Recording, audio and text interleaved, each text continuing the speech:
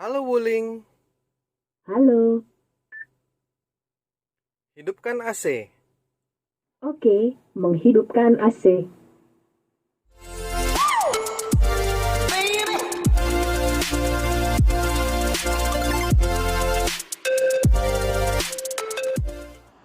Halo semuanya, selamat datang di Rectional. Di sebelah gua ada Wuling Almas. Di video ini gua mau membahas tentang owning experience Wuling Almas selama 1 tahun. Sekilas tentang fitur yang ada di Wuling Almas dan fitur apa saja yang sering terpakai sebenarnya di Wuling Almas yang bukan hanya sekedar gimmick dari mobil ini. Stay tune dan tonton video ini sampai habis.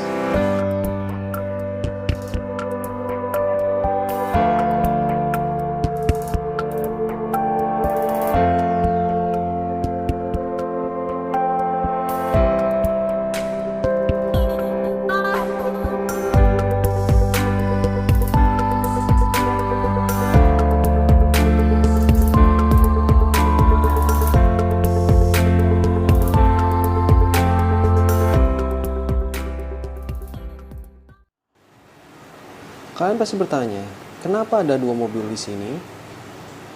Ada Wuling Almas, ada Expander. Karena pada peluncuran tahun 2019, fascia depan dari Wuling Almas dibilang mirip dengan Expander. Bagaimana menurut kalian? Silahkan tulis komentar kalian di kolom komentar. Sebelum masuk ke owning experience, kita masuk ke history reveal. For your information, Wuling itu tergabung dalam SJMW Group. S-nya itu adalah SAIC, grup otomotif terbesar di Tiongkok yang bekerja sama dengan Volkswagen juga. Dan mereka memiliki saham untuk brand MG alias Morris Garage asal Inggris. Terus GM-nya itu General Motors, kalau ini kalian tahu ya, grup otomotif terbesar di Amerika.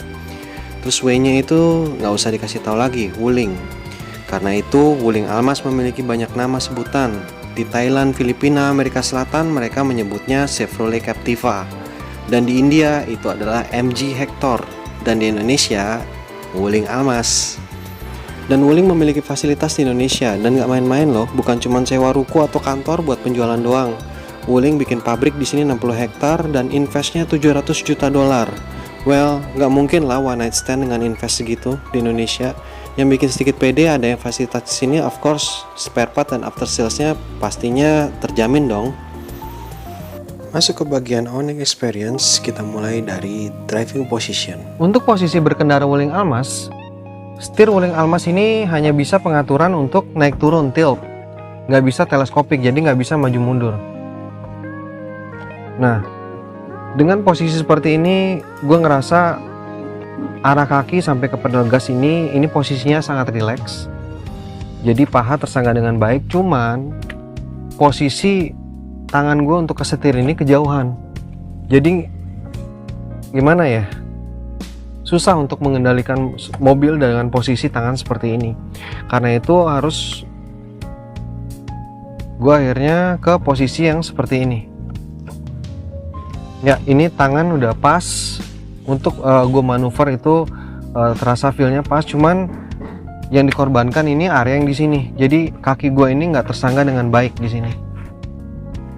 Untuk perjalanan yang agak jauh, area ini cepat pegel paha. Tapi ada positifnya, dengan posisi yang commanding ini, visibilitas keluar itu jadi bagus. Itu aja sih positifnya.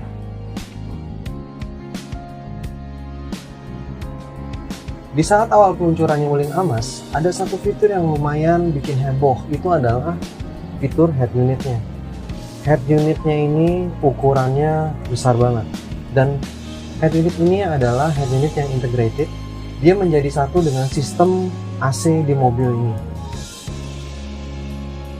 Berlanjut ke fitur berikutnya, di sisi kiri dari head unit ada yang penempatannya gue bilang agak janggal. Karena ini adalah sebuah fitur yang lebih ke driver oriented yang harusnya ditaruh di dekat pengemudi ya.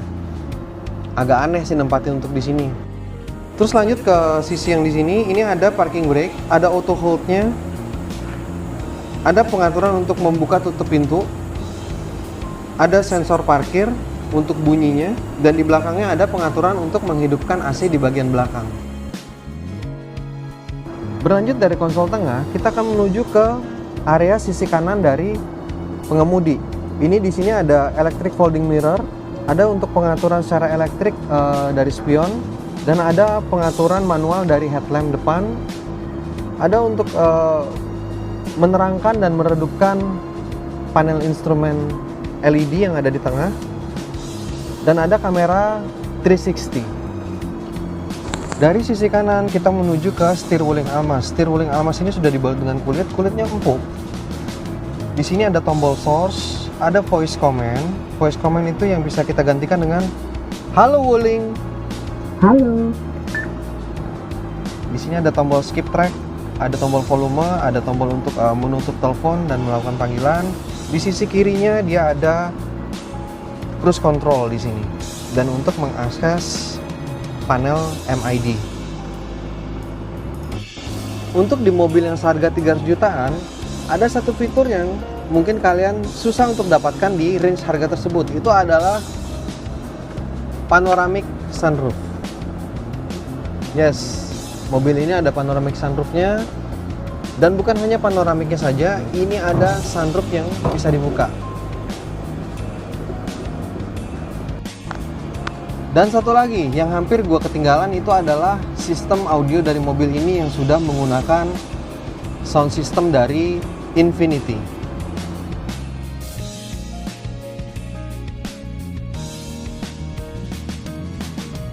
Gue mulai dulu dari konsol pengemudi yang banyak tombol-tombolnya ini. Dari sisi kanan setir, fitur yang sering terpakai itu voice command yang halo Wuling, dan tombol switch volume dan skip tracknya. Terus di sisi kiri itu ada cruise control buat bikin kaki kanan jadi santai di jalan bebas hambatan. Lalu tombol-tombol lainnya seperti kontrol MID, terus fungsi telepon itu gue jarang aksesnya atau dipakai. Lagian bawa mobil sambil teleponan itu kan bahaya buat kesehatan.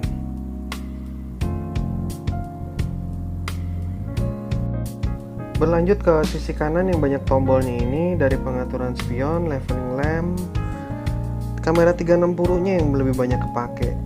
Itu fitur 360 kameranya otomatis nyala loh saat sensor mendeteksi kita di tempat yang sempit.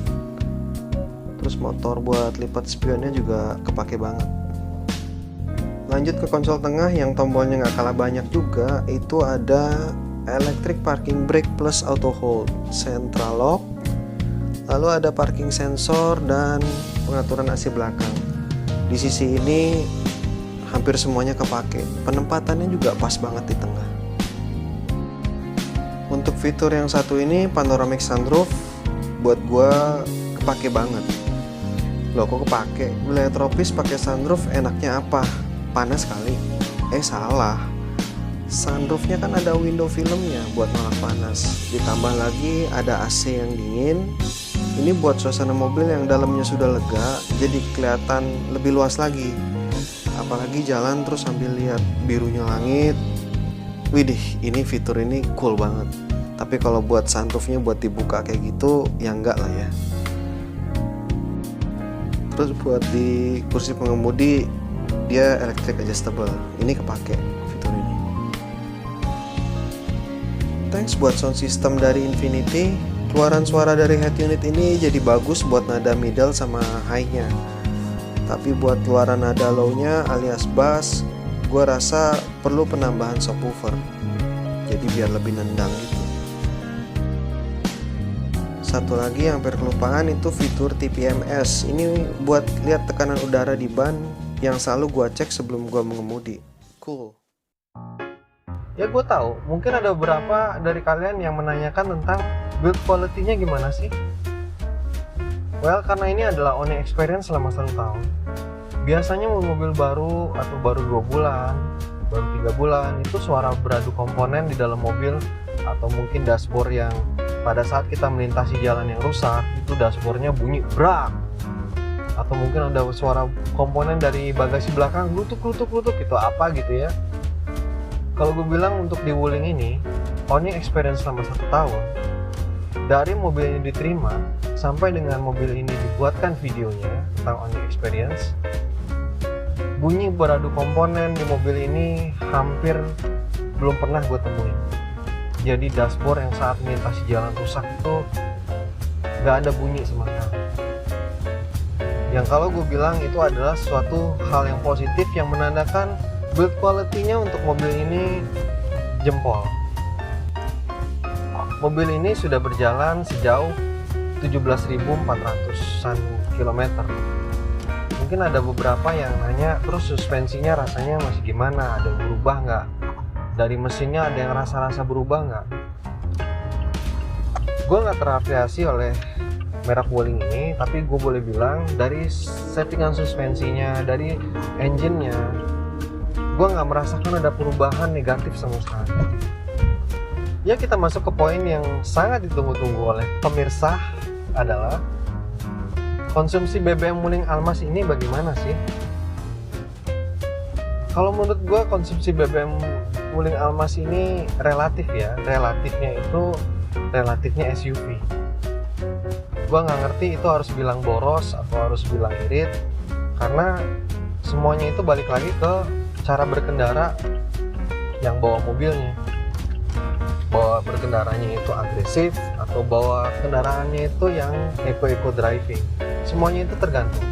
Tapi sebagai informasi, konsumsi BBM Wuling Almas ini di tempat tinggal gue yang perbukitan itu mencapai konsumsi 1 liternya untuk 10 km. Gimana menurut kalian? Mobil ini irit atau enggak? Silahkan tulis di kolom komentar. Terus yang terakhir yang mau gue bahas adalah di owning experience, itu yang agak krusial sedikit. Owning cost-nya berapa sih Wuling Almas? Kalian bisa lihat di sini. Ini adalah owning cost gue selama 1 tahun bersama Wuling Almas. Murah atau mahal? Kalian bisa compare dengan biaya owning cost dari mobil lain. Menurut kalian seperti apa? Begitulah gue berbagi tentang owning experience di video ini yang murni gue jabarkan tanpa terafiliasi dari brand apapun, dan subjektif ke apa yang gue rasakan bersama Almas 1 tahun ini. Oke, sekian video gue tentang owning experience Wuling Almas selama 1 tahun. Terima kasih untuk kalian sudah menonton video ini sampai habis. Klik like dan subscribe untuk video Rex berikutnya. See ya!